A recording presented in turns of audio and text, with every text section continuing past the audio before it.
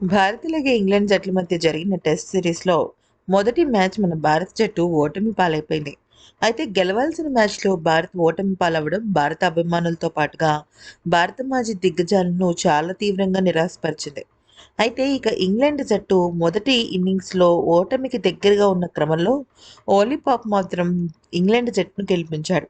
దీనిపై ఇంగ్లాండ్ దిగ్గజ ఆటగాళ్లు షాకింగ్ కామెంట్స్ చేశారు.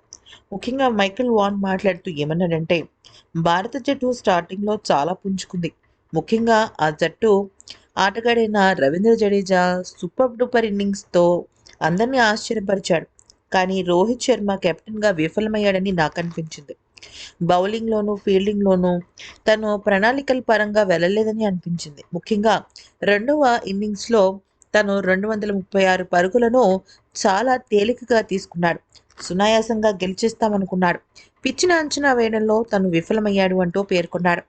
ఇక ఆ తర్వాత ఇయాన్ మార్గాన్ మాట్లాడుతూ ఏమన్నాడంటే, ప్రస్తుతం ఇంగ్లాండ్ జట్టు బజ్ బాల్ క్రికెట్ ఆడుతోంది. అది ఇంగ్లాండ్‌కు చాలా కలిసి వచ్చే అంశమని నాకనిపిస్తుంది. ముఖ్యంగా బెన్ స్టోక్స్ చాలా అద్భుతమైన కెప్టెన్‌గా వ్యవహరిస్తున్నాడు. తను ఇటువంటి ప్రణాళికలతో ముందుకు దూసుకువెళ్తున్నాడు. కానీ భారత జట్టు మాత్రం రెండో ఇన్నింగ్స్‌లో పూర్తిగా తన పరిస్థితిని తారుమారు చేసుకుంది అంటూ పేర్కొన్నాడు. ఇక నాజర్ హుస్సేన్ స్పందిస్తూ ఏమన్నాడంటే, భారత జట్టును తక్కువ అంచనా వేయటం కరెక్ట్ కాదు. మొదటి టెస్ట్ మ్యాచ్ గెలిచిన తర్వాత రెండవ టెస్ట్ మ్యాచ్‌లో బరిలోకి దిగే ముందు భారత జట్టు చాలా కసిగా ఉంటుంది.